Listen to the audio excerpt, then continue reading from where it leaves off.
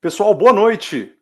Estamos ao vivo na plataforma de webinars do Embarcados, nessa plataforma que vocês recebem muito conhecimento. Nós trazemos aqui especialistas para falar de algum tema relacionado a hardware, relacionado a firmware, IoT, em tudo que envolve aí sistemas embarcados. E hoje nós vamos receber aqui André Araújo.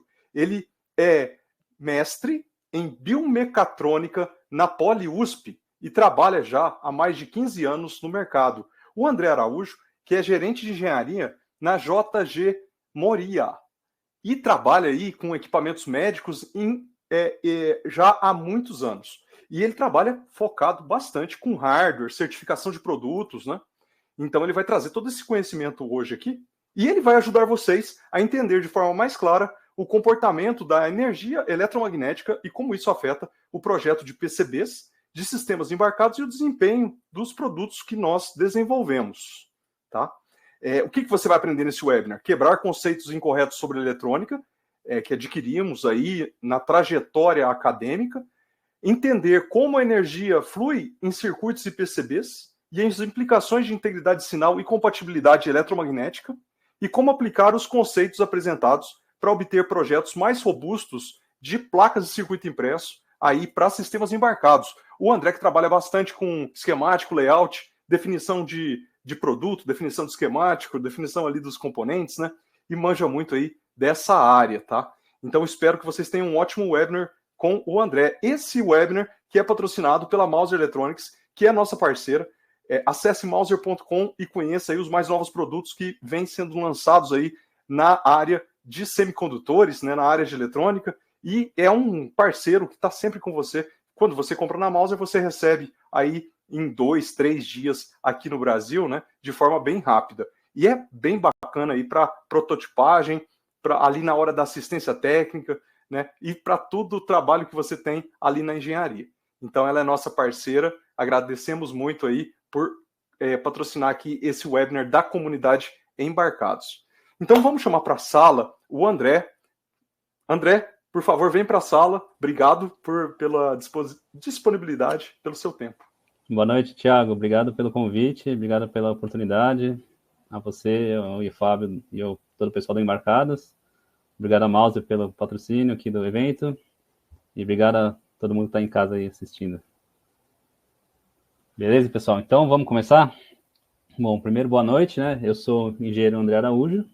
Eu sou formado em engenharia mecatrônica pela Poli USP, me formei em 2010. E logo em seguida eu fiz mestrado em biomecatrônica, também na Poli. E eu já trabalho há quase 15 anos na JG Moria, trabalhando com desenvolvimento de equipamentos eletromédicos, né? Principalmente projetos de hardware. Então aqui tem uma foto minha que eu estou lá na feira hospitalar, né? A gente costuma participar lá expondo nossos produtos. Esse é um monitor que eu desenvolvi ali entre 2012 e 2016. Foi o meu primeiro projeto que eu fiz do zero ali, um projeto bem desafiador. E hoje em dia já temos mais de 1000 produtos desse no mercado, então é uma satisfação bem grande ver o nosso trabalho tendo sucesso, né?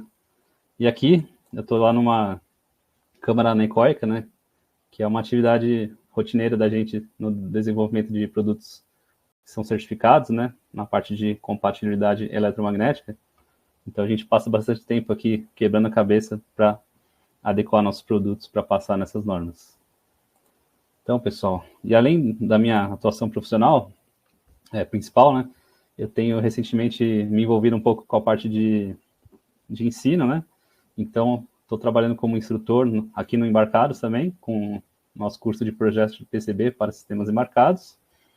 Eu trabalhei como mentor também na Classpert, no curso Making Embedded Systems, que é baseado no livro da Alicia White, né? E ela é a instrutora nesse curso. E eu presto ali um suporte aos alunos. E também sou entusiasta na parte de sistemas embarcados e hardware open source, né? Então, eu tenho feito alguns projetos no tempo livre. Aí eu compartilho, por exemplo, lá no Elector Labs, né? Inclusive, no fim do ano passado, eu publiquei um artigo na revista aqui do Elector Magazine, né? Que é sobre esse projetinho que eu fiz da placa de árvore de Natal 3D. E também, recentemente, eu obtive minha primeira certificação aqui de Open Source Hardware, né? Então, essa placa que eu desenvolvi para elaborar o material aqui do curso de PCB, eu disponibilizei ela como open source, né, e consegui essa certificação, né. Também tem um perfil no Instagram, onde eu compartilho esses projetos, chama Mechatronics Lab. Depois, no final da apresentação, eu vou deixar um link lá para vocês poderem acessar, se tiver interesse. Então, pessoal, vamos direto aqui ao assunto que interessa, né? Nesse webinar de hoje, eu quero trazer para vocês uns conceitos bastante importantes sobre integridade de sinal e como isso afeta o desenvolvimento de placas de circuito impresso, né? Principalmente para sistemas embarcados, que é o nosso foco principal. Então, primeiro vamos falar um pouco sobre o que é a integridade. Depois a gente vai quebrar alguns conceitos equivocados que a gente pode ter, né? Eu, pelo menos, tinha alguns deles por muito tempo, né? Isso é coisa que vem lá do nosso aprendizado de eletrônica e, às vezes, fica incrustado na nossa mente um conceito que não é assim que funciona na realidade, né? Vamos ver como que a energia flui no circuito. Vamos falar sobre linhas de transmissão, corrente de retorno, impedância característica, impedância controlada, splitting vias, crosstalk, pares diferenciais, terminação, e depois vamos fechar com algumas boas práticas para atingir a integridade de sinal no projeto de PCB. Então, pessoal, o que é integridade de sinal, né? Ou em inglês o termo é Signal Integrity, ou SI. É a capacidade do sinal manter sua qualidade enquanto ele trafega num circuito, né? Desde o sinal sai de um transmissor e vai para um receptor. A integridade do sinal é garantir que o sinal seja recebido contendo a informação correta que a gente queria transmitir no início. E quando não ocorre a integridade, isso se dá por degradações que o sinal pode sofrer no ambiente eletromagnético, né, onde ele está ali, ou tanto da própria placa como de equipamentos externos que podem interferir. Então, essas degradações podem ser por alterações da forma de onda, né? Essas alterações podem ser atenuação do sinal, reflexões, ruído, interferência. Também alterações da temporização, ou seja, jitter, né? O jitter é quando você tem um sinal de clock, em que a frequência média é constante, mas existe uma variação de tempo entre um pulso e outro. Isso para sistemas que têm uma temporização muito crítica, pode gerar um problema, né? Por exemplo, sistemas de controle, às vezes com jitter, sofrem no desempenho, né? E o skew é quando você tem vários sinais que são transmitidos em paralelo, e eles são recebidos no receptor com uma defasagem de tempo, né?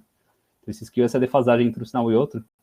Dependendo da quantidade dessa defasagem, pode também haver corrupção, né, ou perda de informação. E quando você está falando também de sinais analógicos, né, por exemplo, sinais de RF, pode haver distorção e perda de sinal, né? Então, para a gente evitar todos esses problemas, a gente tem que seguir algumas boas práticas para obter essa integridade de sinal. E, pessoal, ao longo da apresentação, eu estou deixando várias referências aqui, depois eu vou ver até com o pessoal do Embarcados como a gente pode disponibilizar essas referências para vocês. Então, vamos começar quebrando alguns conceitos equivocados que a gente pode ter, né? O primeiro conceito equivocado que a gente pode ter é o conceito sobre o terra, né? Primeiro conceito errado. Então, o que é o terra, né? Quando a gente fala terra, a gente pode pensar imediatamente no terra, que é o Earth Ground, né? O terra, planeta Terra. Porém, sistemas embarcados, né, e sistemas eletrônicos em geral, nem sempre são aterrados no terra, né? Por exemplo, a gente tem aqui equipamentos automotivos ou equipamentos aeroespaciais, né? O avião. O avião não está aterrado ao terra, né? Se ele tivesse que usar um cabo para ligar no terra, ficaria um pouco complicado de funcionar. Também as fontes classe 2, né? Fonte classe 2 são aquele tipo de fonte, por exemplo, que nem carregador celular, que ele só tem 2 pinos, né? Aqui. E ele tem dentro tem um transformador de isolação, então o circuito secundário, que é a parte DC, ele está isolado totalmente da entrada, né? Então, uma isolação galvânica. Então, esse circuito também não é aterrado. Então, uma nomenclatura melhor que a gente poderia utilizar, quando a gente está falando do aterramento, que é esse aqui, né, do circuito elétrico, poderia ser ou 0 volts, ou um ponto de referência, ou um ponto de retorno, né? Que, em geral, a gente aplica esse ponto no terminal negativo da bateria ou da fonte, né? Só que o termo ground, ele ficou muito fortemente utilizado, né? Então, a gente acaba utilizando como ele é muito usado, a gente acaba usando mesmo que incorreto, né? Mas é bom a gente sempre ter em mente esse conceito, né, que o ground não necessariamente está se referindo ao ground da Terra. Existem sistemas flutuantes. Outro conceito equivocado, né, que o ground é um poço sem retorno. Ou seja, digamos que eu tenho um sinal aqui AC, né, tá vindo nesse filtro, um filtro passa-baixas. Então ele vai, a parte AC vai desviar aqui pelo capacitor e vai para o terra, né? Só que quando ele vai para o terra aqui, ele não vai embora e some. Ele vai aqui, volta lá para a fonte e recircula pela alimentação, né? Então, sempre o circuito é fechado, né? Então, tem que lembrar que o nosso circuito é sempre fechado, então a gente usa essa representação no esquemático para ficar mais claro, né? Para não ter que ficar traçando todos os pontos de terra juntos. Mas a gente tem que lembrar que o circuito é sempre fechado e todas as correntes que vão para o terra voltam lá para a fonte. Então, gravem esse conceito também.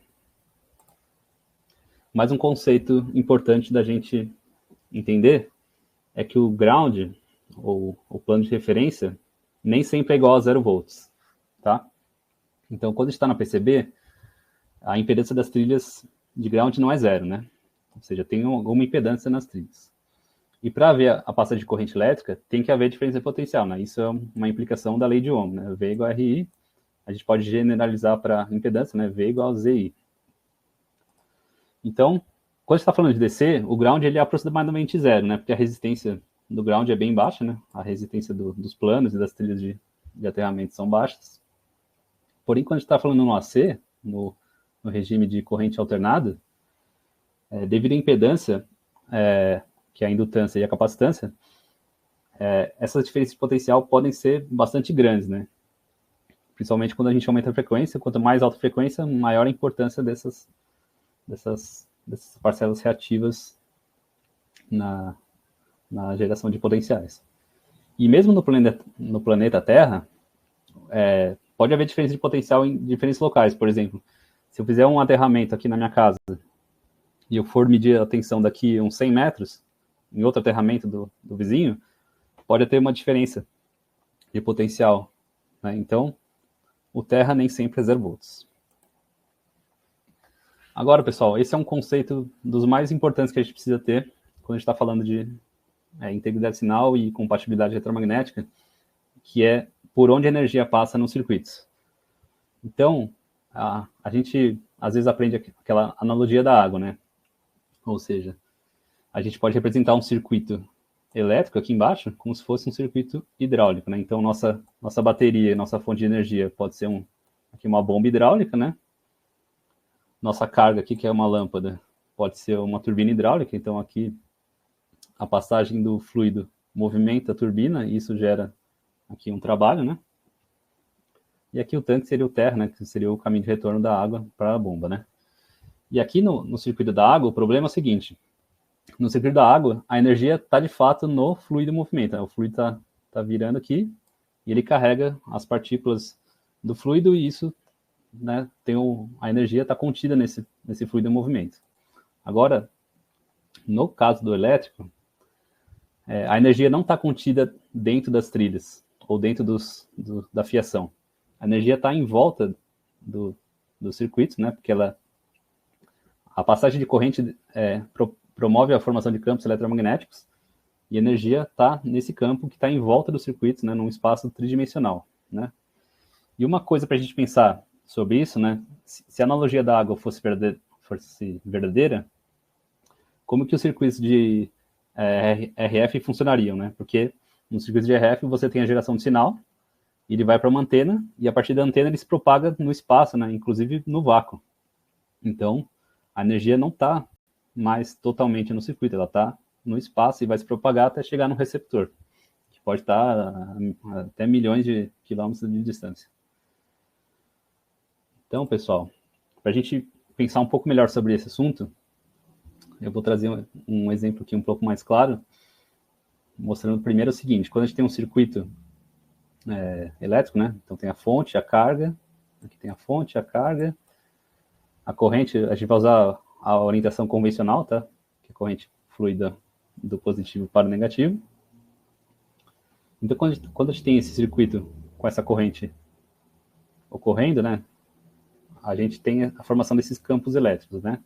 Então, o campo elétrico, ele forma de um potencial aqui e vai até um potencial equivalente, só que esse sinal trocado no outro lado do circuito, né? E são essas linhas de campo por toda a extensão do circuito. E por fora também, tá? Mas aqui vamos concentrar nesses de dentro por enquanto. Então, campo elétrico nessa direção, tá? E também quando tem passagem de corrente por um condutor, ocorre a formação do campo eletromagnético nesse sentido aqui, assim, girando, né? São linhas de campo que circundam o circuito, né? E se a gente pegar essa aqui, por exemplo, né? Aqui, nessa posição, o campo está entrando, né? E aqui ele está saindo, né? Se a gente lembrar daquela representação de vetores da faculdade, né? Então, ele circula nessa direção. Aqui ele entra no plano da tela e aqui ele sai do plano da Terra. E a energia do circuito, ela é definida pelo vetor de Poynting, né? O fluxo de energia. Esse vetor de Poynting é o produto vetorial do campo elétrico pelo campo magnético. Então, vamos pegar esse caso aqui, por exemplo. Aqui a gente tem um campo elétrico que está nessa direção aqui para baixo, né? E o fluxo está entrando aqui. Aliás, o campo magnético está entrando. Então, se a gente fizer o produto vetorial, a gente vai resultar aqui para baixo e entrando e vai sair mais ou menos nessa direção, né? Deixa eu mudar a cor aqui. Então, o vetor de Poynting vai sair aqui nessa direção. E se a gente fizer isso por toda a extensão do circuito, a gente vai ver que sempre o campo está, aliás, o vetor de Poynting está fluindo da fonte para a carga, em todas as direções. Inclusive, se for um sinal AC, isso aqui quando se reverter, né, quando aqui ficar negativo e aqui positivo, pelo produto vetorial vai continuar tudo fluindo aqui da esquerda para a direita. Eu tenho uma representação um pouco melhor disso, que é esse slide aqui, que eu retirei de um vídeo bem bacana lá do canal Veritasium no YouTube. Recomendo que vocês depois procurem esse vídeo, que lá tem uma animação e dá para entender melhor esse conceito, né? Então, aqui, de novo, né, o vetor de Poynting são as linhas amarelas, o campo elétrico a linha vermelha. Então, se a gente fizer aqui, essa linha vermelha está vindo aqui, o campo azul, que é o magnético, está entrando, né, para cá, e o S amarelo, ele vai sair nessa direção aqui. Sempre fluindo da fonte para a carga. Então, pessoal, quando a gente fala de compatibilidade eletromagnética e integridade de sinal, o que a gente quer na nossa PCB? A gente quer promover um circuito que deixe esses campos confinados o mais apertado possível, assim, para que não tenha espalhamento dos campos, que se acoplem mais fortemente entre a ida e a volta juntos, e assim evita interferência, né, em circuitos vizinhos e em outros equipamentos. Então, mais um conceito que a gente vai analisar agora é o conceito de como a corrente circula num circuito, né? Às vezes a gente tem uma noção que a corrente circula primeiro por um caminho de ida, depois ela volta, né? Como se fosse um carro numa pista de corrida, né? Então, a gente poderia ter a noção que a corrente vem para cá, vai na carga lá, depois volta. Só que, na verdade, pessoal, a corrente, ela circula ao mesmo tempo no caminho de ida e no caminho de volta, né? Então, eu tenho aqui uma representação de uma linha de transmissão de PCB. E a gente tem esse sinal aqui que ele está transitando do estado baixo para o alto, né? Então, vamos imaginar que o sinal está caminhando aqui da esquerda para a direita. Então, quando essa linha vem de baixo e sobe, né, de 0 volts para 3 volts, por exemplo, aqui, nesse momento da subida, é onde todo o lance eletromagnético acontece.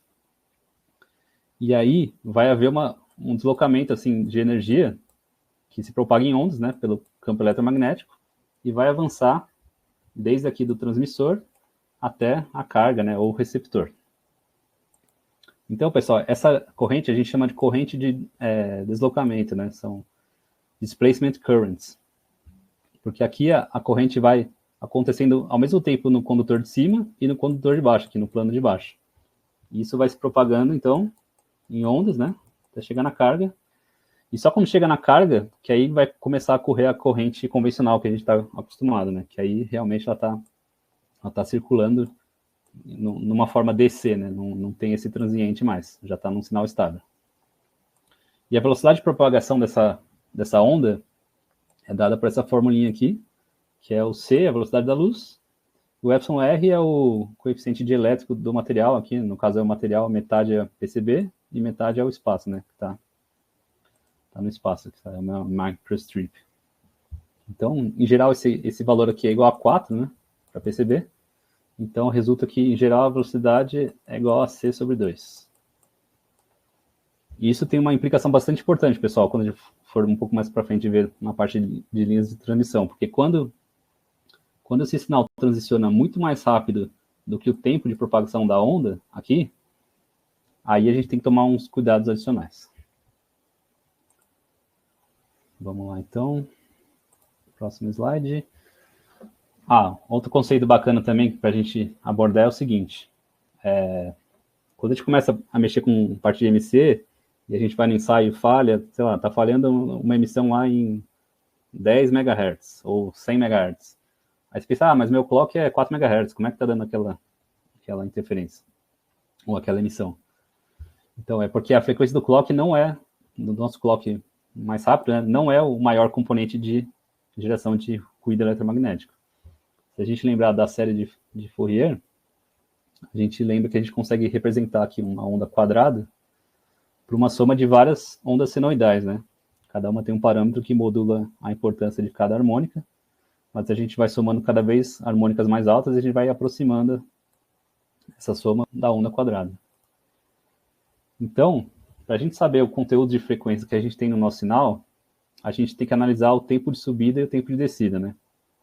Porque esse tempo de subida aqui, esse intervalo aqui entre o sinal sai de 10% até 90% do máximo, né? Ou cair de 90% até 10%. E aqui nesse período é onde toda a parte de distúrbios eletromagnéticos acontece, né? Porque aqui que está tendo os transientes. Então, para a gente estimar o conteúdo de frequência, a gente usa essa formulinha que é a largura de banda é meio dividido pelo tempo de subida, né? O tempo de subida em segundos vai dar essa largura de banda em hertz. Vamos lá para o próximo. Então, pessoal, a primeira parte era essa desconstrução de conceitos que a gente pode ter incorretos. E a partir desse conhecimento, a gente vai começar a entrar nos conceitos propriamente ditos de integridade de sinal. Então, vamos falar sobre linha de transmissão, corrente de retorno, impedância característica, que é o Z0, impedância controlada, tente em vias, crosstalk, pares diferenciais e terminação.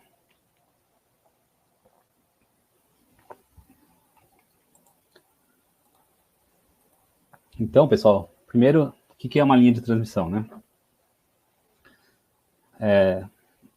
Geralmente a linha de transmissão é um par de condutores, tá? Formada por um par. Então, tem um caminho de ida e um caminho de retorno, né? E a gente tem que pensar sempre nesses dois caminhos ao mesmo tempo. E esses dois condutores, eles definem a região por onde os campos eletromagnéticos vão se propagar, né? Então, aqui a gente tem o caso de uma PCB com a estrutura microstrip, né? Que é uma trilha que tem o nosso sinal em cima, numa câmara externa.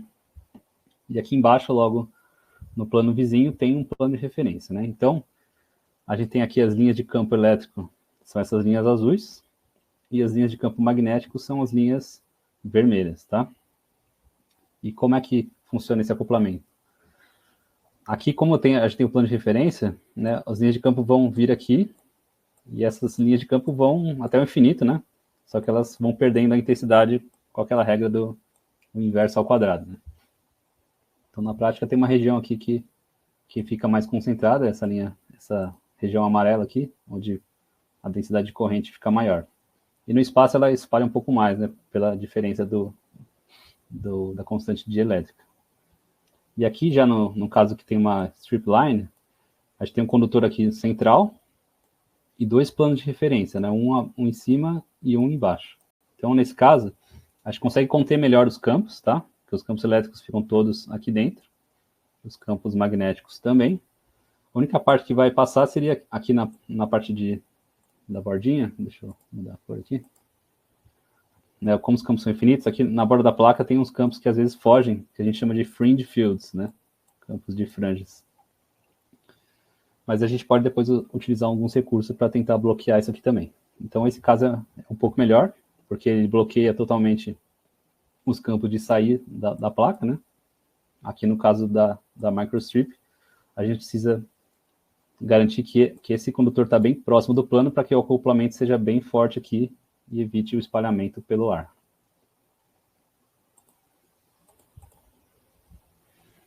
Então, pessoal, é imprescindível que a gente projete essas trilhas pensando no caminho de ida e volta, né? Porque se a gente não tiver, por exemplo, um plano de referência próximo aqui embaixo, se eu tiver outra trilha aqui, os campos vão se desenvolver quando tiver corrente passando, e eles vão acoplar em quem estiver mais próximo aqui, quem for o caminho de menor impedância, né?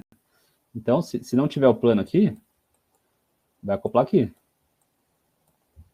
Então, a gente tem que garantir que a gente pense, né, nesse caminho de ida e de volta, e uma solução prática é usar esses planos de referência sólidos, porque como os campos e a corrente de retorno, que aqui é a parte amarela, né, eu pintei de vermelho, ela acopla aqui logo abaixo, né, mas não é uma projeção reta aqui da trilha, né, ela se espalha um pouco.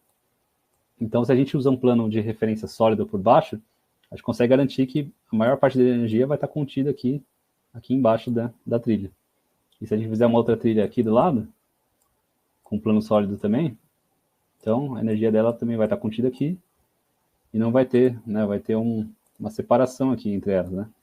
Uma separação, assim, pela distância mesmo, o campo daqui perde a intensidade e deixa de interferir no outro sinal.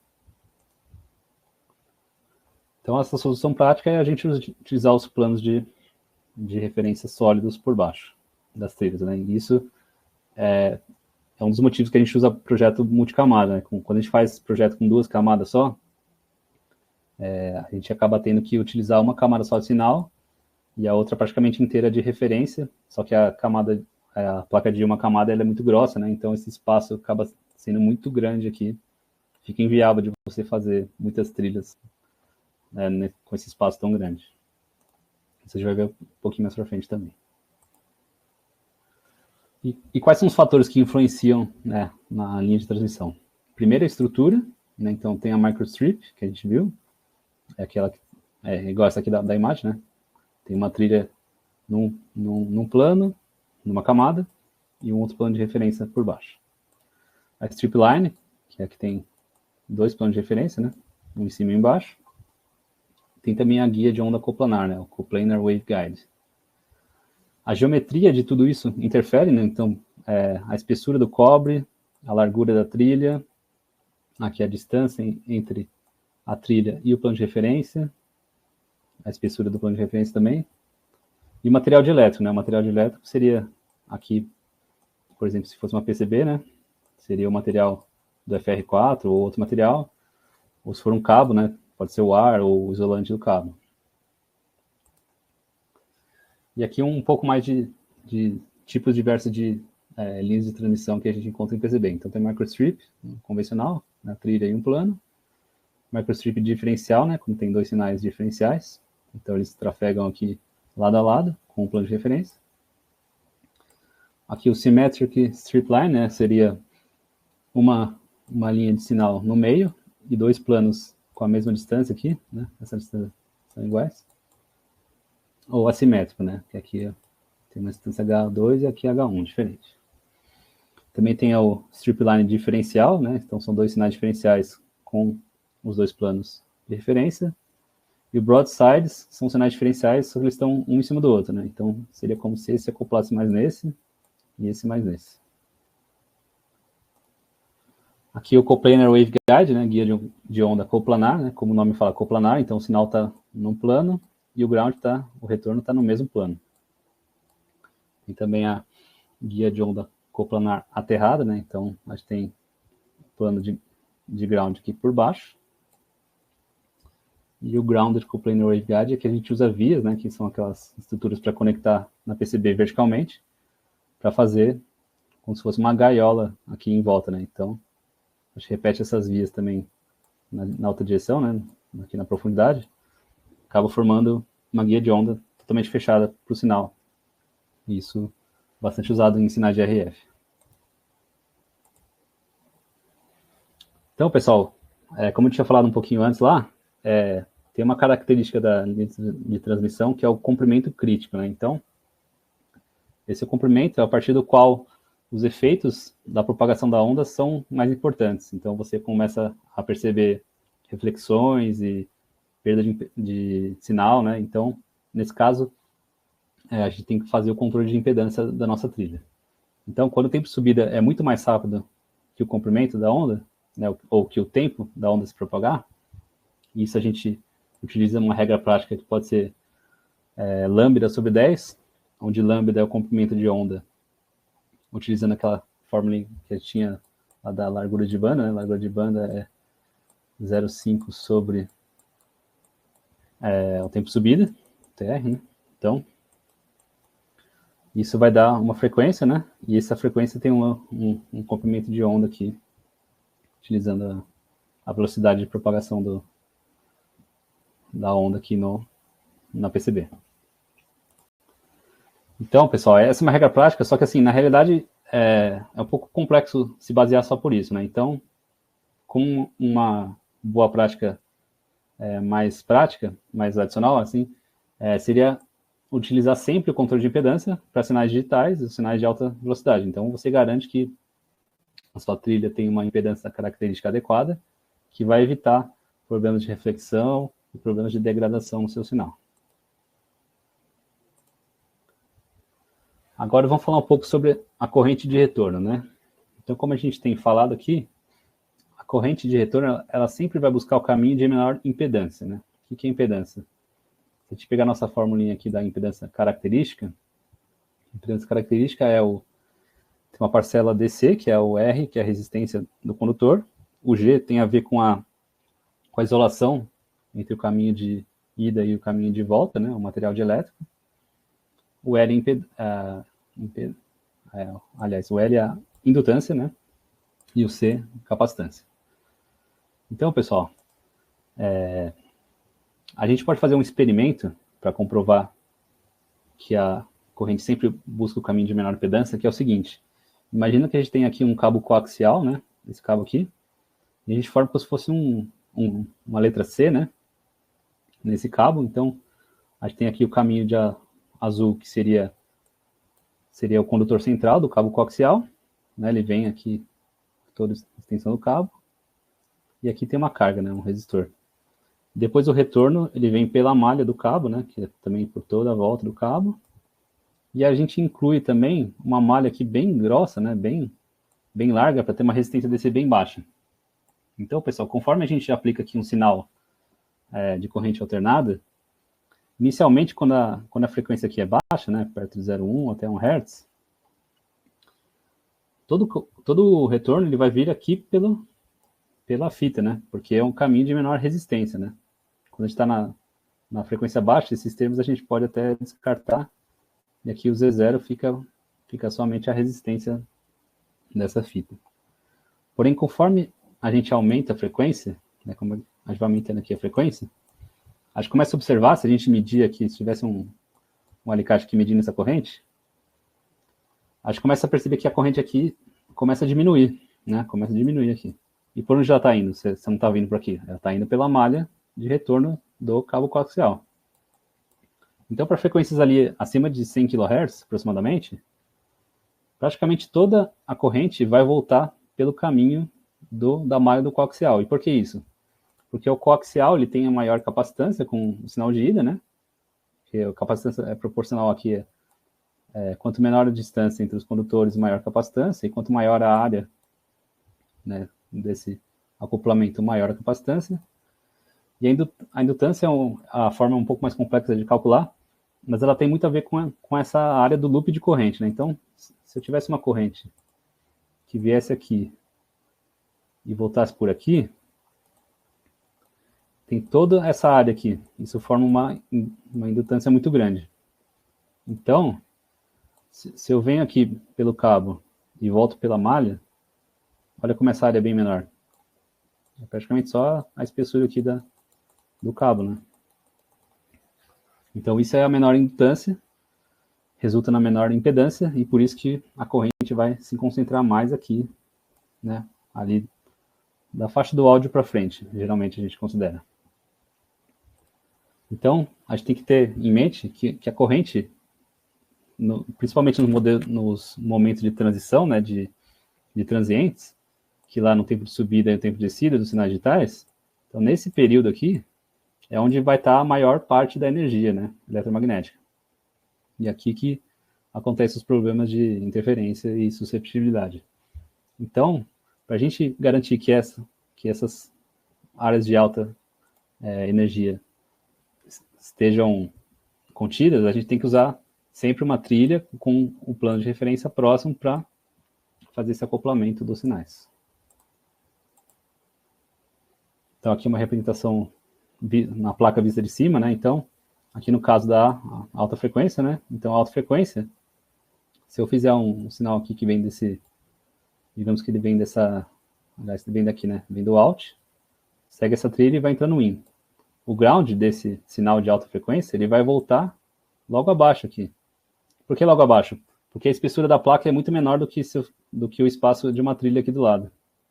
Principalmente quando a gente está usando placa multicamadas, a espessura da placa da camada, né, a gente tem uma placa de 4 camadas, vamos falar, mais ou menos assim, ó. Eu tenho uma trilha aqui, um plano aqui, e aí aqui tem o core da placa que é bem mais grosso do que a distância entre as camadas 1 e 2 e 3 e 4. Então, esse espaço aqui é bem menor do que uma trilha logo ao lado.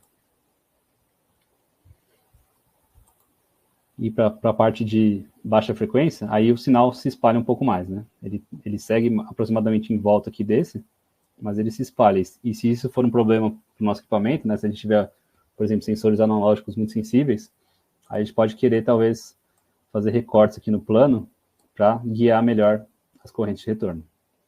Mas isso a gente vai ver também algumas formas de fazer evitar esse corte também, né? Então, pessoal, aqui tem uma representação com uma simulação que é bem interessante. Depois eu recomendo que vocês vejam esse vídeo aqui do Robert Feranek e do Eric Bogatan.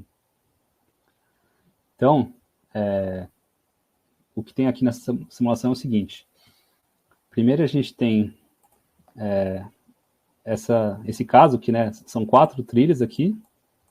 Espero que dê para ver aí. Opa. São 4 trilhas aqui. E está passando sinal nessa segunda trilha, né? Essa aqui tem um sinal. Então, se a gente observar aqui uma trilha na camada superior e um plano sólido logo abaixo, a gente vê que toda a energia está contida aqui, né, nessa área que a densidade fica mais vermelha, né? Então, aqui é a densidade de corrente. Então, quando o sinal está com um plano de referência bom, ele circula aqui, né? Ele vem aqui de cima para baixo na animação, e não interfere nada, praticamente, nas trilhas vizinhas. Porém, se a gente tem um plano que ele tem uma descontinuidade, conforme esse sinal aqui que está nessa trilha agora, ele vem trafegando, a hora que ele chega nessa descontinuidade, a corrente de retorno, ela não consegue pular esse espaço vazio aqui, né? Então, o que ela vai fazer? Ela vai migrar aqui para os cantos, né? Porque aqui nos cantos tem uma passagem. Só que no que ela faz isso, ela depois vai voltar aqui, né? Aí continua. No que ela faz isso, ela promove um baita distúrbio eletromagnético em todas as trilhas que estão em volta aqui. E aí, se vocês olharem lá no vídeo aqui, na animação, vocês vão ver que esse distúrbio ele acontece, apesar da onda estar vindo assim de cima para baixo, o distúrbio acontece ao mesmo tempo para cima e para baixo aqui. Então é como se fosse uma explosão eletromagnética nessas trilhas vizinhas, né? E isso se propaga nessas trilhas até os receptores, né? Os transmissores. Então isso pode causar degradação sinal e perda de informação, né? Então é bastante importante a gente manter sempre aqui o plano sólido, né? Não ter aberturas no plano, principalmente quando tem sinais rápidos cruzando essas aberturas. Outro fator interessante da gente ver é como é que a distribuição de corrente no plano vizinho, né? Então, a gente está vendo aqui uma PCB em corte, né? Então aqui é a trilha. E aqui embaixo é o plano de referência, né? Então, o plano está numa altura H e a largura da trilha é 2H aqui. Né? Então, se a gente tem aqui uma linha de 50 ohms de impedância característica, então o plano está metade, aqui é 2H, né? E o plano está 1H. Então a gente tem essa densidade de corrente bem concentrada aqui no meio, né? E geralmente a gente considera 3H para cada lado aqui como contendo praticamente toda a densidade de corrente, né? Seria essa projeção aqui. Porém, se a gente aumenta esse H, ele vai aumentar aqui a distância também, né? Então, por isso que quando a gente está com placa de 2 camadas, é muito difícil a gente fazer controle de impedância, porque você tem que ter uma trilha muito larga para conseguir atingir, por exemplo, 50 ohms, né? Que é uma impedância característica, é um valor comum da gente utilizar. Vejam também esse vídeo aqui, que é bem interessante. Ele explica sobre as implicações aqui de você alterar essa distância, né? E o acoplamento aqui com a trilha. Espera aí. Tá, agora vamos falar da impedância característica, né? Então, a impedância característica, pessoal, não é pegar um multímetro e medir ali quanto que tem de resistência na sua trilha. A impedância característica é um parâmetro que tem o componente de corrente contínua e um componente de corrente alternada. E a relação entre a tensão e a corrente que circula pela trilha. Ou pelo cabo, né? Ou pela linha de transmissão que você está trabalhando. Então, na PCB, isso depende da geometria dos materiais, da geometria e dos materiais, né? Então, a geometria seria esse caso aqui, né? A espessura da trilha, largura, comprimento, altura. E o material dielétrico aqui, que vai interferir aqui na característica da impedância. E alguns valores práticos que a gente utiliza, né? Geralmente para sinais de RF, é utilizada a impedância característica de 50 ohms, single-ended, né? Single-ended quer dizer que é uma trilha só que leva o sinal e tem um caminho de retorno. No caso da comunicação USB, então são 90 ohms diferencial e 45 single-ended, ou seja, na USB são duas trilhas, né, que caminham lado a lado. E aí tem uma impedância diferencial, que seria entre um e outro, e a impedância single-ended seria em relação aqui ao retorno. Isso aqui, pessoal, nem sempre é o dobro, tá? Nesse caso aqui da USB e da internet é o dobro, mas isso nem sempre é o caso.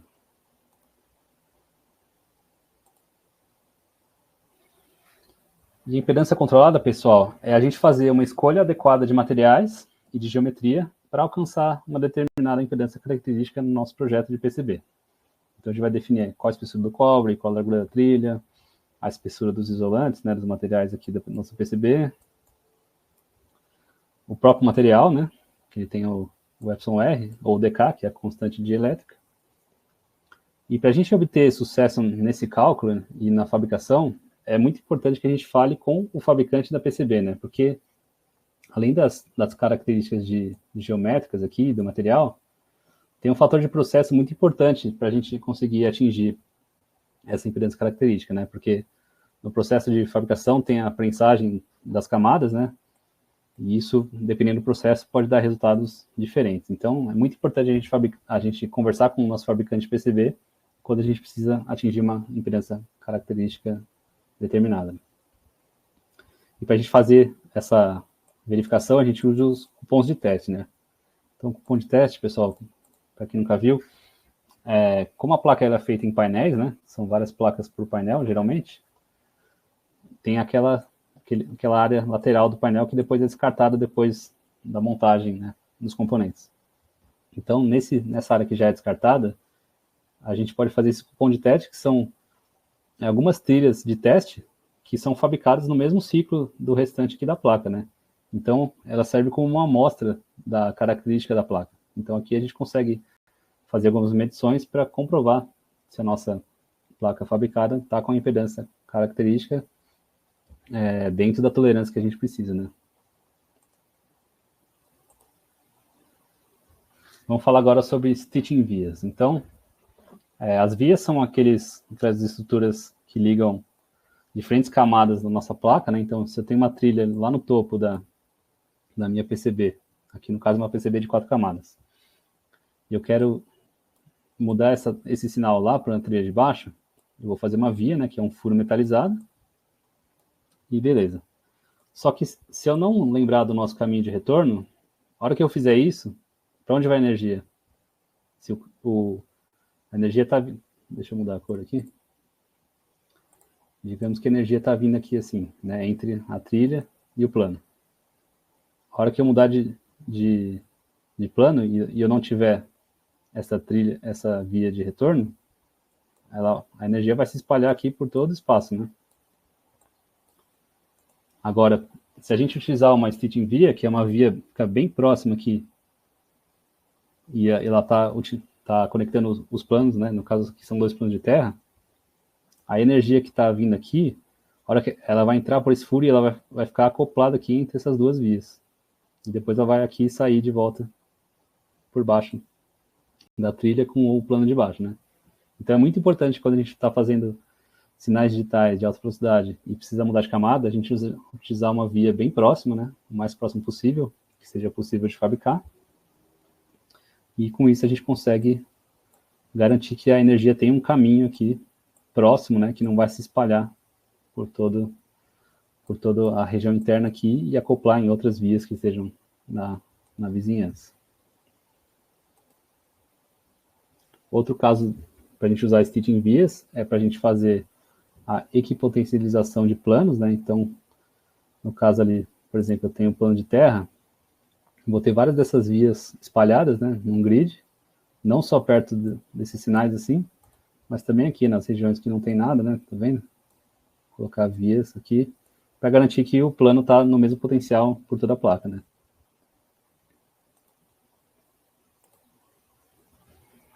Vamos falar agora, pessoal, de um outro conceito importante na parte de integridade de sinal, que é o crosstalk. Então, crosstalk, o que é? Seria uma interferência cruzada, né? Então, é o acoplamento do sinal de uma trilha, aliás, de um sinal, né, numa trilha vizinha. Então, esse acoplamento pode ser ou por indutância mútua, né, que é o campo magnético, ou por capacitância mútua, que é o campo elétrico. Então, se a gente imaginar que aqui nesse condutor está passando uma corrente, né, nesse sentido, vai haver a formação de campos magnéticos em volta desse condutor. E se tiver algum condutor aqui na proximidade, né, tipo esse aqui,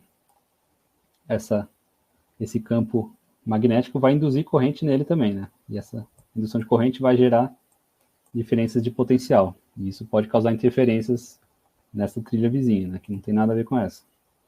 Então, é o acoplamento aqui desse para esse, né? E esse acoplamento é sempre bidirecional, tá, gente? Então, uma hora o sinal pode ser o agressor e outra hora ele pode ser a vítima também. Além do acoplamento indutivo, a gente tem também o capacitivo, né? Então, tem uma determinada tensão aqui nessa trilha, vai acoplar campos elétricos aqui no plano de referência e também nas trilhas próximas, né?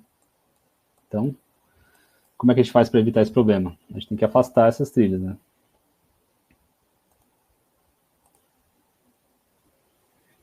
Então, algumas medidas para a gente reduzir o crosstalk, né? Utilizar o plano de referência, né? Quanto mais próximo, melhor, como a gente já mostrou naquele gráfico da densidade de corrente. Separar as trilhas razoavelmente, né? Ou seja, uma regra prática é a gente usar uma separação maior que 3H, né? 3 vezes a altura entre a trilha e o plano de referência. Esse 3H, 3 para cada lado, né? E também utilizar o preenchimento de ground entre trilhas, né? Porém, nesse caso é necessário usar stitching vias, e é o caso especial que é o via fence, né? Então, se a gente olhar aqui nessa imagem, tem, por exemplo, tem um par diferencial aqui, passando, né? E aqui tem outro par diferencial.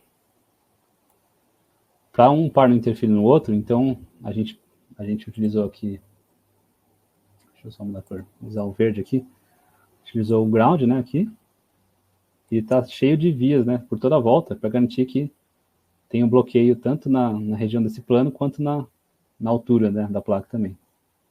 Isso aqui melhora a isolação entre esses dois pares diferenciais. Aqui também, né, tem essa separação com várias vias por toda a volta. E o espaçamento entre essas vias, como é que a gente determina?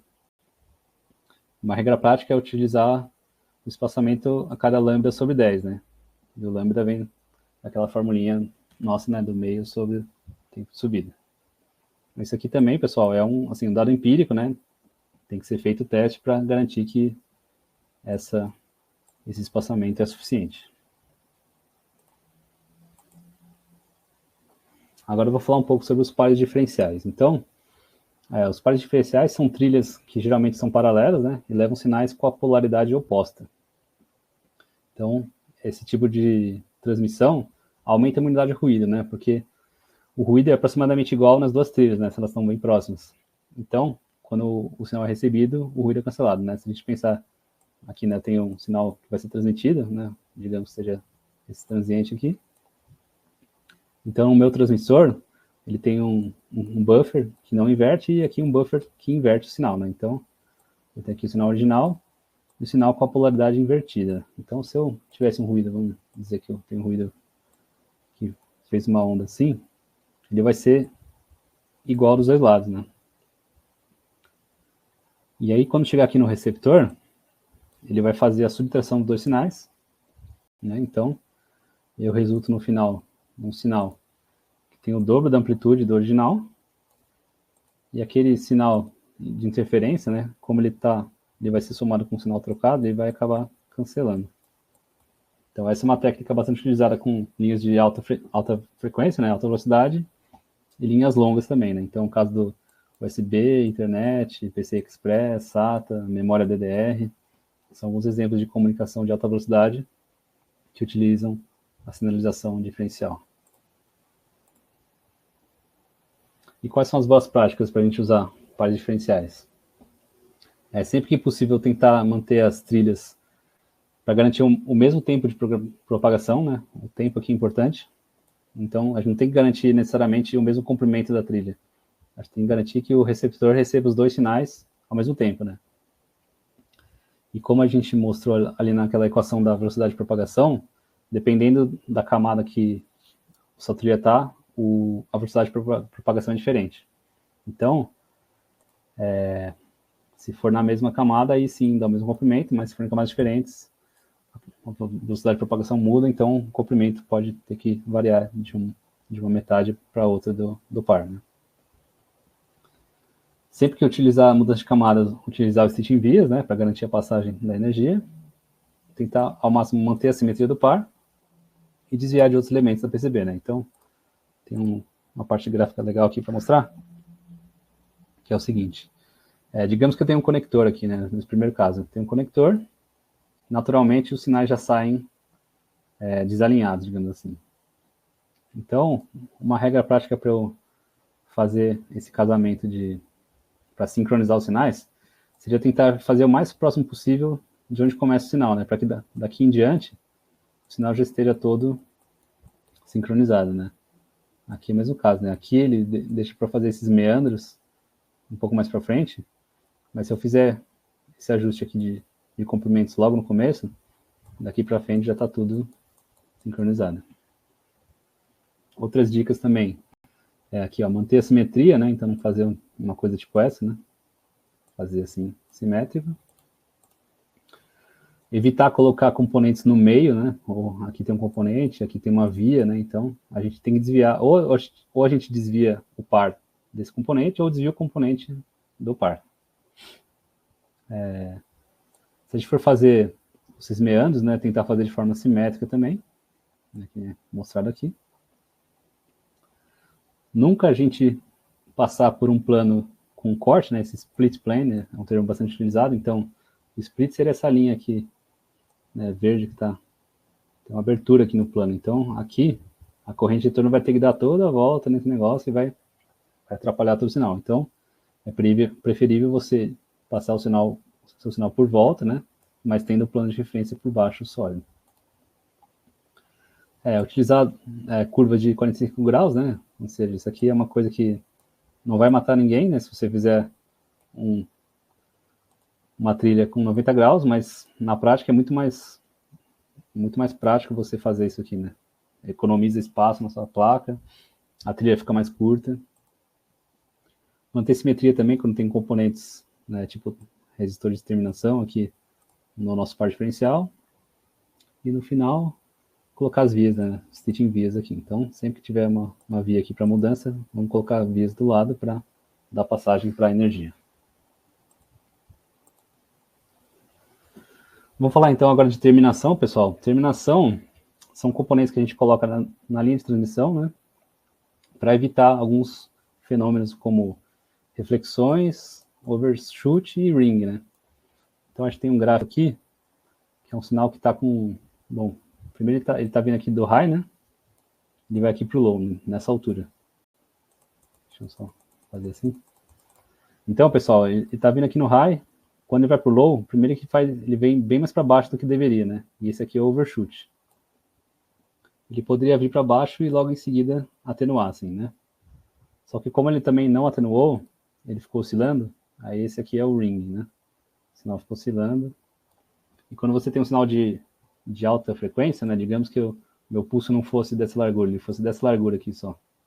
Eu quero mudar para cá. E aqui eu já vou ter outro. E aqui vou ter outro. Então, pessoal, se tivesse ring, praticamente não tem como funcionar a nossa comunicação digital aqui, né? Então, para a gente evitar esse tipo de problema, a gente tem que usar os componentes de terminação, né?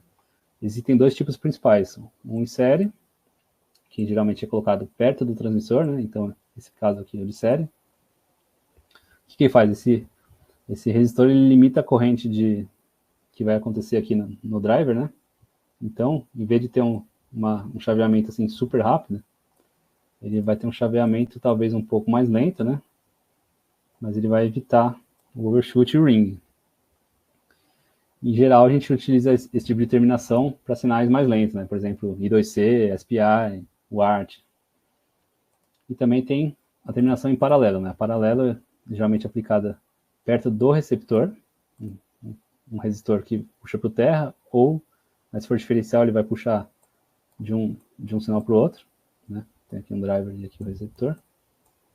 Então, teria de um para o outro. E esse aqui, ele é mais utilizado para linhas de mais alta velocidade, né? E aqui tem... Então, o série, né? Ele reduz o tempo de subida e descida, né? Ele tem um menor consumo de energia, porque você está limitando a corrente que passa aqui. E o exemplo, né, como falei, I2C, SPI e UART. Já o paralelo é utilizado para sinais mais rápidos ou linhas de transmissão longas, né? Ele tem um maior consumo de energia, né? Porque se você imaginar, por exemplo, que o sinal está... Nesse caso aqui do paralelo, né? Se o sinal está em idle no high, ele vai ter uma corrente aqui sempre passando, consumindo energia. Exemplos de paralelo são DDR, PCI Express, RS485, RedCAN. E uma coisa importante para a gente se atentar é que às vezes existe terminação dentro dos nossos transceivers de comunicação, né? Então a gente tem que checar no datasheet se o CI já tem essa terminação ou se a gente tem que colocar por fora no nosso circuito. E para a gente finalizar, pessoal, vamos falar um pouco sobre algumas boas práticas gerais para integridade de sinal na PCB, né? Então, o primeiro tópico importante é a gente fazer a separação de circuitos, né? Ou seja, separar circuitos por função, deixar, por exemplo, digital num canto da placa, analógico em outro canto, a fonte em outro canto, sinais de RF em outro canto. Separar eles para que cada ruído ocorra só no seu microambiente ali. Então, por exemplo, a parte digital, ela tem uma tolerância maior a ruído, né? Então, se tiver um ruído aqui que não está interferindo entre eles, tudo bem. Mas se eu tiver um sensor analógico muito sensível e estiver próximo, pode ter essa interferência, né? Então, vamos separar, né? A gente faz uma linha imaginária aqui e separa esses circuitos. A gente separa também por fonte de alimentação, né? Então, por exemplo, digamos que o digital está com 3 volts aqui, e o analógico está com 5 volts. Então, eu vou ter fontes separadas, né? E vou deixar elas também afastadas. Quando a gente fala separação aqui, né? Em inglês o termo é isolation, né? A gente está falando de separar na distância, né? Diferente do termo insulation, que é a isolação, né? Que nem a fita isolante que a gente utiliza para isolar um cabo exposto. Separar por velocidade também, né? Então deixar circuitos mais rápidos numa região, circuitos mais lentos em outra região. Utilizar sempre um plano de sólido único, né? Então um plano de referência que seja sólido, só pela separação já vai garantir que não tem interferência de um sinal no outro, né? Isso evita aquela questão da gente ter que cruzar de um plano para o outro, isso pode causar ainda mais problemas.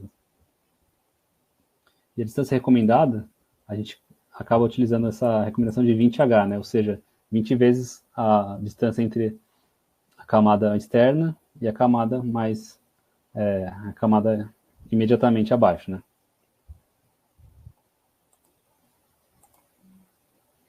Outras boas práticas que eu queria deixar com vocês, pessoal, a parte de conectores, né? Então, quando a gente tem conectores de I/O, o ideal é que a gente coloque numa única borda da placa, né?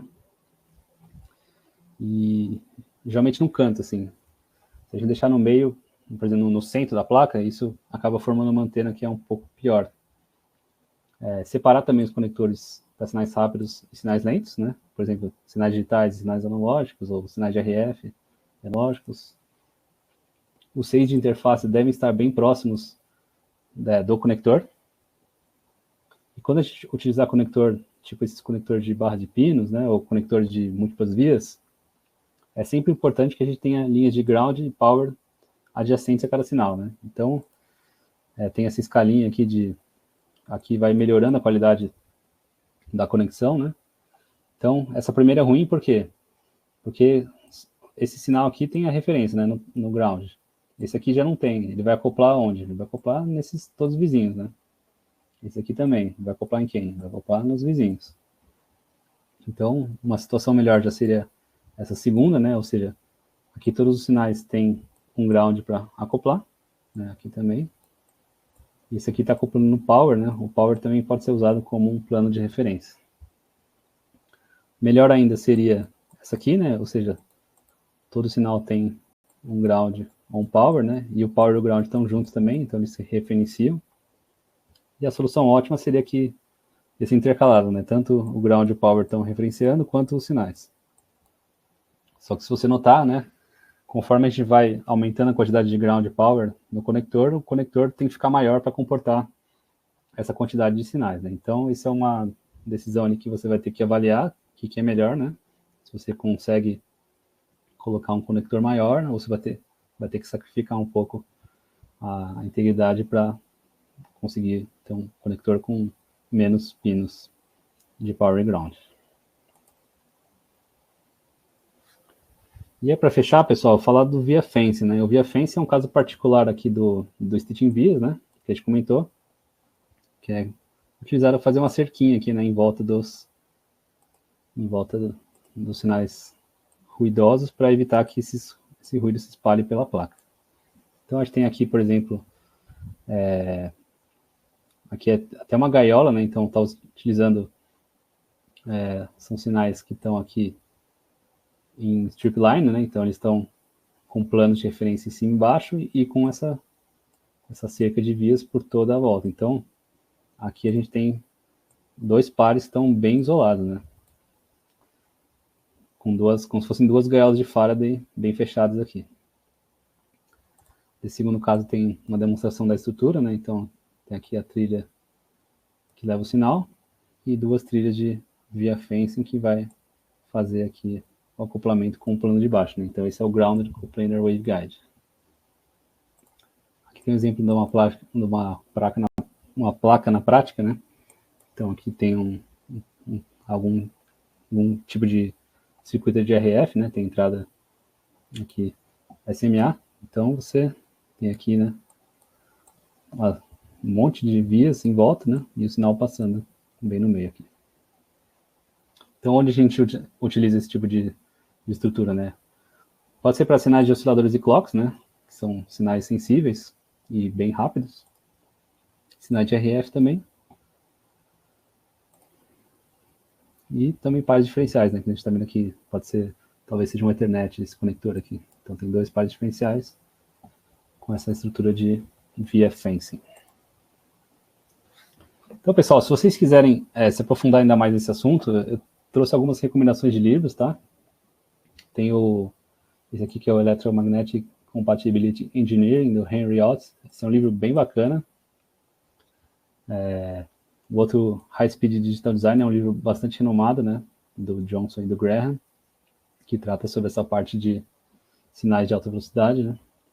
Fast Circuit Boards também, né? A parte de sinais de alta velocidade para PCB. E tem esse livro aqui do Signal e Power Integrity Simplified, do Eric Bogatin, que também... O Eric Bogatin é professor numa faculdade lá nos Estados Unidos, e ele é bem didático quando ele trata sobre assuntos de projetos de PCB, integridade de sinal, integridade de potência. Então, uma referência bem bacana, e tem vários vídeos dele no YouTube, recomendo que vocês deem uma pesquisada também. Tem uma série de vídeos aqui também que eu incluí para elaborar esse material. Tem esses 2 Veritas, né, que são... O primeiro é aquele da imagem que eu mostrei da bateria, né, como que o fluxo de energia funciona, então é bem legal. Depois ele mostra um outro aqui, segundo tem a ver com a linha de transição também, como que o sinal se propaga, né, nessa questão da propagação ao mesmo tempo pelo caminho de ida e de volta. O Rick Hartley é um cara que eu sou muito fã, ele tem umas palestras muito boas lá na Altium Live, ou também às vezes ele conversa lá com o Robert Feranek sobre projetos PCB, são umas conversas bem interessantes. E, além disso, pessoal, para quem se interessou sobre esse assunto e quiser entender um pouco mais, eu trouxe aqui um pouco sobre o material que a gente está desenvolvendo lá no curso do Projeto PCB das Sistemas Embarcados, aqui no portal Embarcados. Então, nesse curso eu mostro como é que eu fiz essa plaquinha aqui, exatamente. Essa placa foi feita lá e eu gravei todo o processo. E ela funciona tanto no modo standalone quanto aqui no modo protoboard, né? Então, se alguém tiver interesse mais sobre esse curso, deixa eu até apresentar aqui a ementa dele. Então, lá eu falo um pouco sobre a parte teórica, né? Sobre quais são os elementos básicos de uma PCB, quais são as etapas de projeto, de fabricação, de montagem, de testes. Trago muitos materiais de referência, né? Livros, normas, como que a gente aborda a leitura de datasheets, application notes, reference designs. Trato também sobre fundamentos de sistemas embarcados, diagramas de blocos, como a gente elabora especificações técnicas para projeto. Falo um pouco sobre compatibilidade eletromagnética, integridade de sinal, projeto para manufatura, simulações, protótipos, né, e dica de teste, como que a gente pode desenvolver isso para melhorar nossos projetos. Aí mostra um pouco sobre o KiCad, né, que é a ferramenta que a gente usa nesse curso para fazer o projeto PCB, e também o STM32 Cube, né, o IDE e o CubeMX.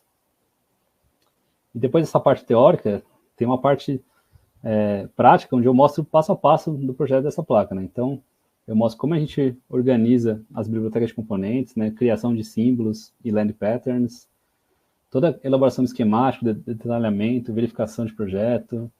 Depois vai para o layout, onde tem definição stack-up, que é o empilhamento das camadas, né? Posicionamento dos componentes, roteamento, verificação, e também depois para a parte de fabricação. Então, como a gente prepara os arquivos de fabricação, como a gente faz um orçamento, como a gente envia tudo isso para fabricar, e no final a gente ter um produto nas nossas mãos, né? E também mostra como a gente fez o teste dessa plaquinha, né? E fala também brevemente sobre homologação e certificação, né? Alguns produtos em algumas áreas têm que ser certificados para poder serem postos no mercado. Quer tocar aí, Tiagão? É isso aí, obrigado, André. Então, pessoal, esse curso está incrível, e o André fez na prática. Gostaria de mostrar a placa aqui, né, André? Deixa eu tirar o slide aqui, para você mostrar a placa aqui na... Deixa eu parar aqui. Isso. Espera aí. Eu vou aumentar aqui para você mostrar a placa, André. Beleza. Vamos nessa. Deixa eu colocar assim. Mostra a placa aí pra gente. Dá para ver aí? Tá sim. Então, pessoal, essa placa foi gravada no curso mesmo. Passo a passo, todas as etapas de fabricação dela. Ela funciona aqui, tem som, tem comunicação USB, tem cartão micro SD, aqui tem um conversor AD de 16 bits e 4 canais, filtro analógico, tem uns LEDs aqui que a gente consegue mudar de várias cores, botões, tem todos os pinos aqui roteados na borda também. A gente dá para fazer também uma versão que fica compatível com a protoboard. Deixa eu mostrar aqui. Então tem aqui a protoboard com a plaquinha, né? Tá meio ruim, tá dando um reflexo aqui. Vai estar funcionando aqui um displayzinho com SPI, né? E a placa aqui funcionando também, conectada na protoboard. Então você tem acesso a quase todos os pinos aqui desse micro. É um STM32F411. Então ele roda até 100 MHz, tem USB on the go, full speed, é um chip bem legal. E o legal que o André fez, o design, né? Então ele faz o desenho, o diagrama de blocos, escolhe os componentes, mostra como fazer a lista de materiais, aí começa a desenvolver o esquemático, faz o layout, depois ele manda para a manufatura na China, ele mostra para vocês alguns atalhos para fazer isso. Então não é um curso só de eletromagnetismo, né, André? Não é só... Não, é um curso realmente assim, eu tentei condensar todo esse conhecimento que eu obtive na prática, aí, há 15 anos de experiência trabalhando com projetos de hardware, né? E tentar trazer isso, porque assim, eu aprendi muita coisa sozinho, né? Na prática ali, batendo cabeça. Então eu tentei condensar isso de uma forma organizada para que quem está começando consiga começar sem ser do zero, né? Já tem um ponto de partida. E para quem já tem experiência também, pode agregar mais experiência, né? Mesmo estando nessa área há bastante tempo, eu costumo ainda fazer curso, né? Porque eu estou sempre querendo aprender coisas novas, né? Ou como outras pessoas fazem, né? A gente sempre aproveita alguma coisa. Tá joia. Obrigado, André. E parabéns pelo curso. Deixei aqui para o pessoal um cupom especial para quem está participando desse webinar, PCB20WEBN, tá aqui, é só copiar e colar lá naquele link. Quando você clica no link e comprar, você aplica e tem 20% de desconto no preço, tá? E você pode parcelar em várias vezes no cartão de crédito. Teve uma pergunta aqui, se ganha a placa. Não, pessoal, vocês não vão ganhar a placa. Na verdade, o desafio é vocês fazerem a placa. Se você seguir tudo que o André fez lá, você vai conseguir fazer a placa. No entanto, você pode pegar os arquivos, o André vai disponibilizar em breve aí também, você pode pegar os arquivos e mandar fabricar a placa com as dicas que o André vai dar lá no curso também, que tem o passo a passo ali só de fabricar protótipo, né, André? Então, o desafio realmente é você fabricar a placa e não... Se você não quiser fabricar essa aqui, melhor ainda seria um desafio de você fabricar a sua própria placa, né? Fazer o seu projeto e ver ele acontecer na prática. Então, uma coisa importante também, Thiago, que faltou a gente falar, que a gente vai ter ainda 4 mentorias ao vivo, né? Para poder tirar dúvida. Então, 4 sessões de 1 hora, ao vivo online, né? Onde vocês vão poder tirar dúvidas sobre o material do curso. A gente tem uma comunidade também que tem um fórum, né? Que a gente pode postar as dúvidas lá. E eu respondo, né? Uhum. Então, tá sendo bem legal esse curso. O pessoal tem gostado, tem enviado uns comentários positivos. E eu convido a todos aí a conhecerem. Quem gosta desse tema aí, acho que é uma oportunidade bem bacana. E com esse desconto aí, tá imperdível. Legal demais. Pessoal, entra e faz o curso, tá? Porque o André, ele desenvolveu todo esse material. Então, a gente quer que vocês participem e mandem dúvidas também, e venham para as mentorias aí ao vivo. Nessa mentoria, inclusive, tem ali um resumo das aulas, tá? Então tá sendo bem legal. Tem várias perguntas aqui, André. Teve muita interação. Muita interação. Legal. Se tiver dúvidas, aí a gente pode... Vamos passar rapidamente pelas perguntas aqui? Olha só. Pergunta do Xavier. Ele perguntou o seguinte. Ele gostaria que você explicasse sobre GND dos circuitos e aterramento. Você desse uma explicada melhor, rapidinho. Deixa eu voltar lá. Tá. Tem que ir por um. Tem um de aterramento aqui, que é do Guilherme. Ele fala o seguinte, ó. Já observei casos em que o 0 volts de um circuito DC foi conectado à carcaça por meio de um capacitor e um resistor de 1 mega ohm. Também já medi continuidade entre 0 volts DC e o furo do parafuso, que faz contato com a carcaça, e uma placa-mãe industrial, o que chegou a causar problemas de chaveamento, já que o 0 volts do circuito era controlado. existe um método padronizado para unir planos de forma correta e também carcaça, né? Como é que funciona essa... Então, padronizado é complexo, né? Engenharia, a resposta é depende. Eu tô tentando voltar, gente, só que tá bem devagar aí. A gente vai chegar lá. Sem Mas problema. então é o seguinte, quando a gente tem, por exemplo, um carro, né?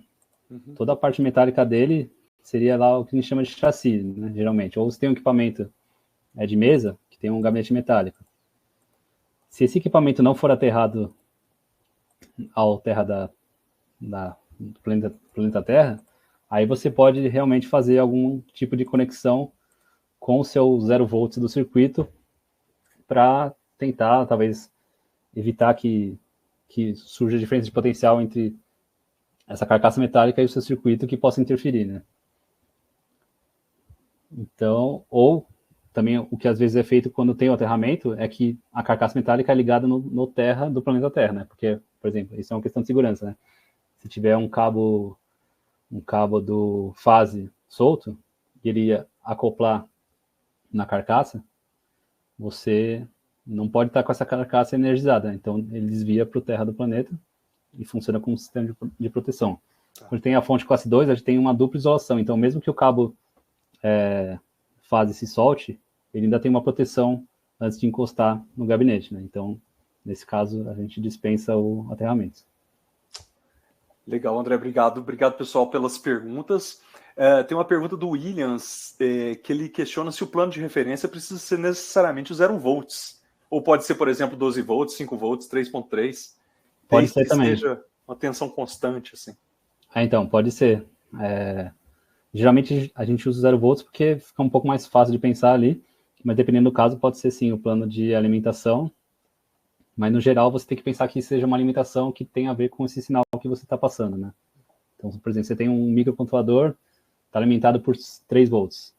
Então, naquela região do micro, você tem que ter o plano de 3 volts em volta, né? Se você tiver um plano de 5 volts da parte analógica próxima, aí não tem nada a ver, né?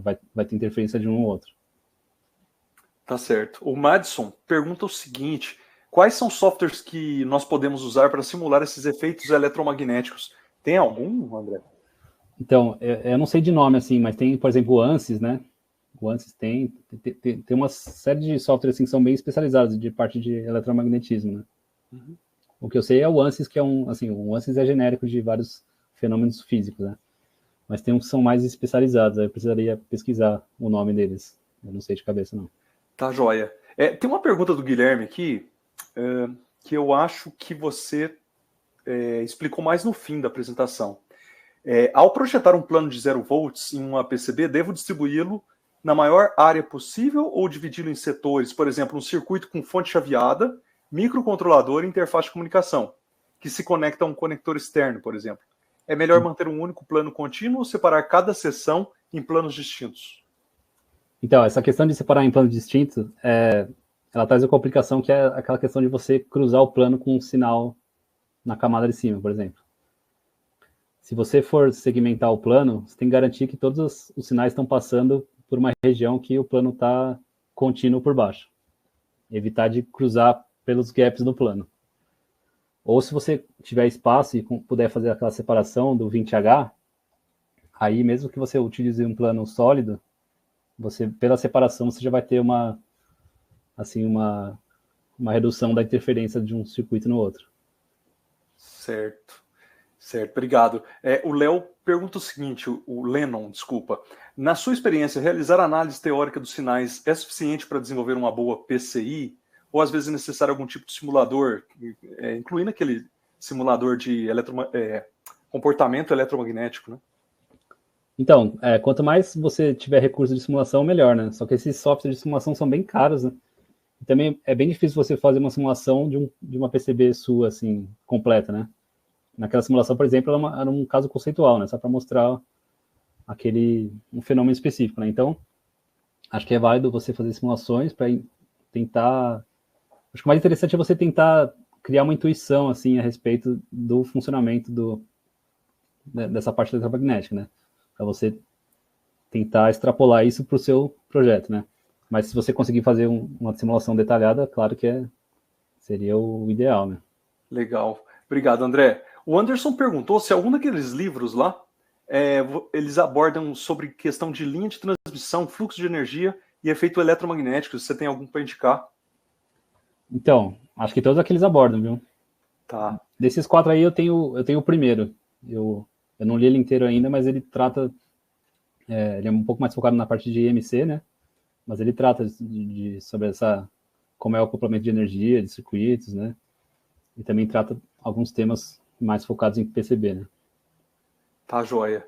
Tô chegando aqui no slide, eu vou deixar aqui pro pessoal. Esse aqui, ó. Esse é o slide com os 4 livros. Então, para você tirar um print aí, Anderson. Esses 4 livros aí são bem recomendados, né? Então, dá uma olhada lá na Amazon, você consegue dar uma olhada assim nos tópicos, né? E nas primeiras páginas, aí você decide qual você quer pegar primeiro. Tá, joia. O Gabriel pergunta o seguinte: quando se fala de sinal de alta velocidade, estamos nos referindo a que tempo de subida, frequência do clock, ou ambos? Tempo de subida aí, sei lá, na faixa de nano para baixo, sabe? Tá. Ou clock, sei lá, gigahertz para cima. Entendido. Ô Wagner, no caso do resistor em série, qual o valor aplicar? Tem algum cálculo recomendado para encontrar esse valor? Então, aí, não sei dizer de cabeça assim. Depende da impedância característica que você quer alcançar, depende do tipo de sinal, depende da tensão, tem vários fatores. Ô André, o Gabriel diz o seguinte, que o primeiro conector que ele fez era do modelo ruim. O meu também. Todo mundo. Olha. Aliás, eu tô para ver um daquele ótimo ali, hein? É difícil, hein? É difícil. É difícil. Porque mesmo, assim, o ótimo é quase impossível, né? Porque na prática você não quer ter um conector muito grande, né? Uhum. Coloca aqui no chat, pessoal, se vocês já viram algum conector ótimo. Vou voltar aqui, é um dos melhores aqui, ó. Vocês já viram um ótimo, né? Vamos lá, o William perguntou o seguinte, né, eu já vi casos onde circuitos analógicos possuem plano de GND separado do digital, onde eles têm por objetivo isolar ruídos, e também já vi alguns casos onde o GND é o mesmo. Qual dessas soluções são mais adequadas? Eu já vi, André, que um lugar que une o analógico com o digital. Eu já usei esse tipo de solução também. É que depende muito do caso, né? Quando você tem um circuito que é muito sensível, ali talvez você queira realmente fazer o pessoal chama de moat, né? Que é o poço do castelo lá medieval. Então você faz um cercadinho ali por toda a volta do seu circuito analógico e deixa só uma pontezinha passando, e ali por cima vão os sinais no topo, né? E por baixo tem um ground que tem só um estreitinho ali passando. E essa é uma forma de você tentar isolar ruídos em circuitos analógicos muito sensíveis. Tá, joia, obrigado. O Lucas pergunta o seguinte, é possível realizar testes com instrumentos padrão de laboratório, como osciloscópios e gerador de função, por exemplo, para validar a robustez de nosso projeto contra interferência eletromagnética conduzida? Você costuma realizar testes nos seus projetos nesse sentido, antes de enviar para certificação de EMC? Eu costumo, lá no trabalho, a gente costuma ir no laboratório mesmo e fazer ensaio de desenvolvimento, né? Porque para você ter isso no seu laboratório, você teria que ter os equipamentos, né? Que são vários equipamentos bem caros, né? Então, para a gente acaba sendo mais prático a gente ir no laboratório, utilizar lá, a gente paga por horas, né? Utilizadas, e faz nossos testes lá. Eu comentar com o Lucas aqui que às vezes dá para fazer umas gambiarras para você ter uma ideia. Então, é mais qualitativo, legal, né? Se você quer fazer uma medição mesmo, tem que estar no laboratório. Exatamente. Isso é só um indicativo, né, André? Não é certo, né? Eu tenho uma pergunta, André. Teve uma pergunta aqui com relação ao aterramento, né? Aterramento de carcaça e tal. Isso daqui é uma arte, né? Fazer o aterramento da carcaça dependendo de como é seu hardware e o produto que você está querendo proteger. Isso depende também das normas que ele vai ter que suportar, né? Depende, Aí tem, por exemplo, descarga eletrostática, né? Se a sua carcaça não for aterrada para o terra do planeta Terra, a descarga vai lá direto para o terra, né? Seria o melhor dos mundos. Se o seu equipamento é isolado, a carcaça pode ficar acumulando carga, né? E aí você tem que ter um caminho para dissipar isso para o negativo da sua fonte. Aí pode ser o caso lá de usar, por exemplo, um resistor, ou um indutor, ou um capacitor, né, para fazer isso. Beleza, André. Sobre o Webinar. Então, gostaria de que o pessoal comentasse aqui o que eles acharam do Webinar. Aí daqui a pouco eu falo aqui para o pessoal. Tem uma última pergunta, André. O Aislan faz a seguinte pergunta: existe alguma orientação para alocação de test point na PCB? Podem haver problemas na inserção de test point na PCB? Você tem alguma recomendação específica? Por exemplo, se você vai fazer um test point numa trilha de RF, por exemplo, você pode causar uma interferência na trilha, né? O pessoal chama de stub, né? Então, imagina você tem uma trilha aqui correndo reta, aí você puxa um T e põe um test point lá. Isso pode prejudicar o desempenho, né? Então, nesse caso, talvez você possa tentar colocar um test point bem curtinho, próximo da saída, por exemplo, ou no meio, né? Mas recomendo usar bastante test point nos seus projetos aí para evitar depois ter que ficar descascando a placa para tentar pegar algum sinal, né? Principalmente quando é a primeira geração, assim, né? Que você está fazendo um projeto pela primeira vez, você tem que ter acesso a tudo. Com certeza. O Fábio, quando ele desenvolve algumas placas, ele coloca uns locais para você colocar garrinha de osciloscópio, para você colocar as garrinhas de... Sim, né, sim. muito o que vai fazer na bancada também, né? Você pode fazer isso nas primeiras versões da placa, né, André? Que facilita pra caramba na primeira, geralmente eu tenho que deixar, por exemplo, todos os pinos do micro disponíveis, todos os pinos de alimentação ou de comunicação, tudo disponível. Tá, e aí, conforme você vai avançando no projeto, aí você pode, às vezes, tirar alguns, mas é bom deixar também. Inclusive, você pode usar isso depois para fazer giga de teste, giga de programação, né? Pode utilizar esses pontos também. Tá joia. André, muito obrigado pela presença. Vou te contar que eu aprendi muito essa noite aqui. Tem muita coisa que você falou na apresentação que eu não conhecia, e eu acho que o webinar bom, com certeza, é quando você traz coisa nova, e eu só tenho que agradecer de coração, porque aqui tem muita informação técnica, muita informação do dia a dia, não só teórico como prático, né? E chamar o pessoal para falar que o curso está aí no ar, né? O André vai do zero até como fazer uma plaquinha, né, na prática, utilizando ali o KiCad, mas todos os conceitos você pode utilizar aí para outras ferramentas também, tá? Então ele passa pela definição da placa, faz esquemático, layout, fabricação, e depois ele dá umas dicas ali no final, inclusive sobre homologação e certificação. Então, deixei aqui para vocês o cupom de desconto especial para vocês que estão assistindo o webinar, tá? Vou colocar aqui pela última vez, para vocês aproveitarem. Então, dê um print aí, copia e cola, tá?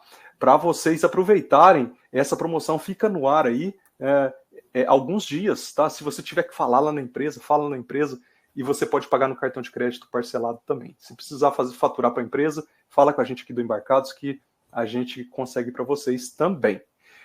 Gostaria, André, de falar aqui o que o pessoal achou do webinar, para deixar registrado nesse vídeo, porque foi muito legal, ó.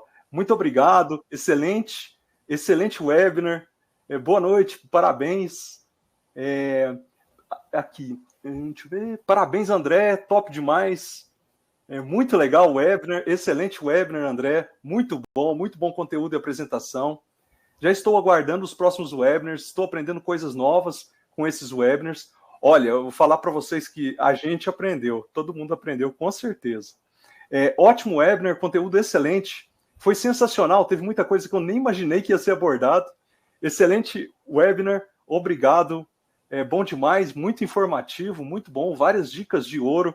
E pessoal, essa gravação vai ficar aqui no YouTube, né? Vai ficar lá no Embarcados, no mesmo link para vocês. A gente vai conversar com o André aqui sobre a disponibilização da apresentação também.